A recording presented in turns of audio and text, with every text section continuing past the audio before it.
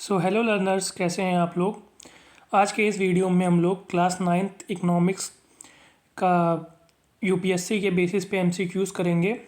ये इस सीरीज़ में दूसरा पार्ट है। पहला पार्ट मैंने पहले अपलोड कर रखा है। तो आज हम लोग क्वेश्चन नंबर 29 से शुरू करेंगे। क्वेश्चन नंबर 29 क्या कह रहा है? Consider the following statement regarding global poverty scenario. Union Nation Development Program define the extreme poor as those living on less than $1.90 a day। ये स्टेटमेंट जो है वो इनकरेक्ट है। क्यों इनकरेक्ट है?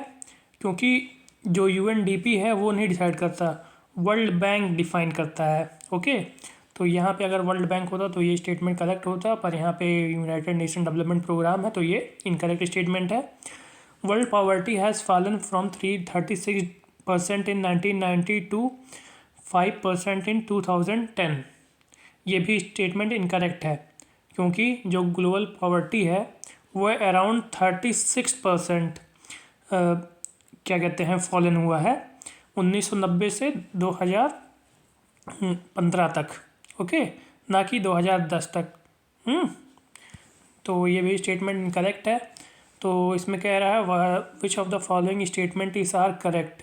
तो कौन सा करेक्ट है? कोई भी नहीं, none of the above.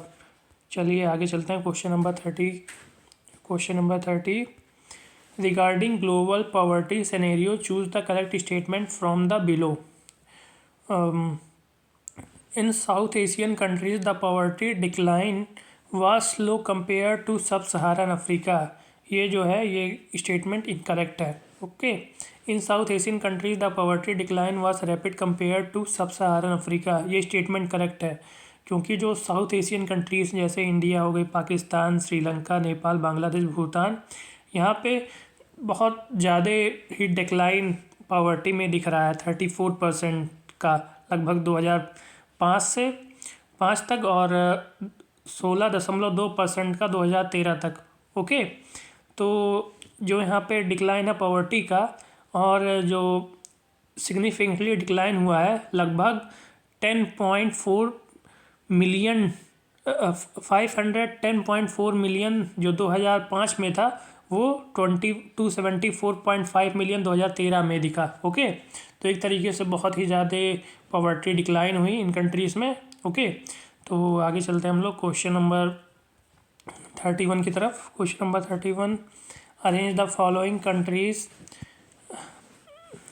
Following countries in descending order of poverty. Descending order of poverty में इनको अरेंज करना है। तो इसमें कौन सा सही हो सकता है? सबसे पहले तो अगर डिसेंडिंग ऑर्डर क्या होता जानते होंगे, यानी कि सबसे ज़्यादा पॉवर्टी कम कहाँ है, और फिर लो करते करते सबसे लो कहाँ है। ओके, तो सबसे पहले सबसे ज़्यादा पॉवर्टी कहाँ पे है? सबसे ज़्यादा पॉवर्टी इंडिया में है। ओके, फिर कहाँ है? फिर है आपका बांग्लादेश में, फिर है आपका ब्राज़ील में, फिर है आपका पाकिस्तान में। ओके, तो ये जो हम लोग एनसीईआरटी के हिसाब से बता रहे हैं, 2011 में जो पीपीपी था, यानी कि इंडेक्स था, उस हिसाब से ये है। ओके, तो ऑप्शन हो जाएगा यहाँ पे बी 1 2 4 3। आगे चलते हैं क्वेश्चन नंबर 32 की तरफ। अरेंज द फॉलोइंग सब continent in ascending order of world poverty ratio. तो इसमें से कौन सा होगा? इसमें होगा आपका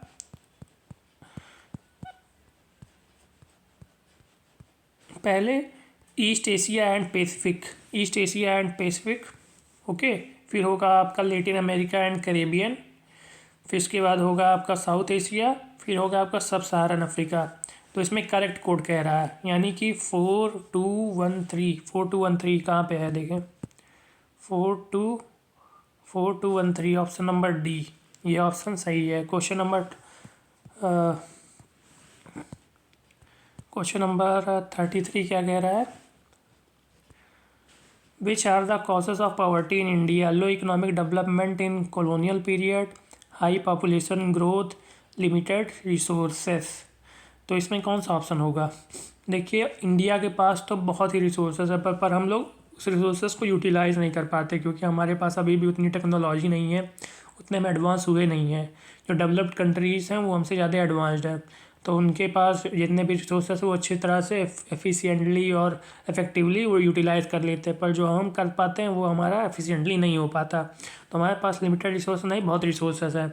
हाई पॉपुलेशन ग्रोथ की वजह से, हाँ ये तो सही होगा, क्योंकि हाई पॉपुलेशन ग्रोथ की वजह से पॉवर्टी इंडिया में है, क्योंकि हमारे यहाँ पॉपुलेशन बहुत तेज़ी से बढ़ रहा है। Low economic development colonial period, economic development low हो गया था क्योंकि बहुत सारे रीजंस थे उसके। तो ये भी ऑप्शन करेक्ट है, यानी कि 1 and 2 only, option A is correct. Question number 34 क्या कह रहा है? Government poverty reduction strategy based on various anti poverty programmes. Mahatma Gandhi national rural employment guarantee act 2005 is one such programme. Consider the following statement about it. तो it aimed at sustainable development addressing the cause of drought, deforestation and soil erosion. तो इसमें जो A option है 1 and 2 only ये होगा, क्योंकि जो पहला है वो भी सही है, दूसरा है वो भी सही है। Okay, 1/4 of the job are reserve for the women, ये स्टेटमेंट इनकरेक्ट है। तो आगे चलते हैं हम लोग क्वेश्चन नंबर 35 की तरफ। Question number 35, consider the following statement about rural employment generation programme. It was started in 1998। तो जो स्टेटमेंट 1 है वो है इनकरेक्ट। क्यों इनकरेक्ट है? क्योंकि ये जो हुआ था 1995 में स्टार्ट हुआ था। सेकंड ऑप्शन क्या कह रहा है? Aim of programme is to create self employment opportunities in rural areas only. ये स्टेटमेंट भी इनकरेक्ट है, क्योंकि यहाँ पे रूरल एरियाज़ के साथ साथ स्मॉल टाउन्स में भी ये स्कीम्स लागू हुई थी। The target of 25 lakh new job has been set up under this programme. ये स्टेटमेंट करेक्ट है। इसमें से कह रहा है कौन सा स्टेटमेंट करेक्ट है, यानी कि 3 only, B option is correct. Question number 36, consider the following statement about evolve understanding of food security concept. तो food security concept, in 1970 food security means mainly availability of adequate food steps. ये statement correct है। Okay, second option क्या है? Amartya Sen added new dimension to the food security and called it as entitlements.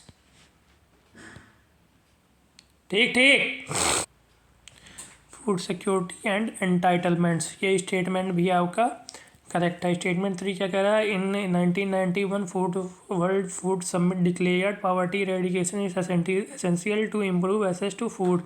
ये statement आपका incorrect. इसमें कह रहा है इनकरेक्ट स्टेटमेंट कौन सा है? तो 3 ओनली, यानी कि बी ऑप्शन करेक्ट हो जाएगा। क्वेश्चन नंबर 37 क्या कह रहा है? Question number 37, what are the differences between chronic hunger and seasonal hunger. Chronic hunger और सीजनल हंगर में डिफरेंसेस क्या होते हैं? Chronic hunger is an output of inadequate diet, while seasonal hunger is related to cycles of food growing and harvesting। ये statement जो है आपका वो करेक्ट है। Okay, seasonal hunger prevalent in rural areas and chronic hunger है prevalent in rural areas, while seasonal hunger mostly related to poor. ये statement गलत है, यानी कि कौन सा हो जाएगा? 1 ओनली। क्वेश्चन नंबर 38 की तरफ बढ़ते हैं हम लोग। Question number 38, which of the following statements is correct about chronic hunger and seasonal hunger in India? The percentage of chronic hunger is stagnant while seasonal hunger is decreases in India। ये statement गलत है। The percentage of chronic hunger and seasonal hunger is decreasing in India। ये statement correct है, यानी कि B option correct हो जाएगा। Question number 39 क्या कह रहा है? Which of the following green revolution in India is an important way towards self-sufficient in terms of food grain, but increase in food grains was disproportionate, and consider the following statements। Question number 39 है,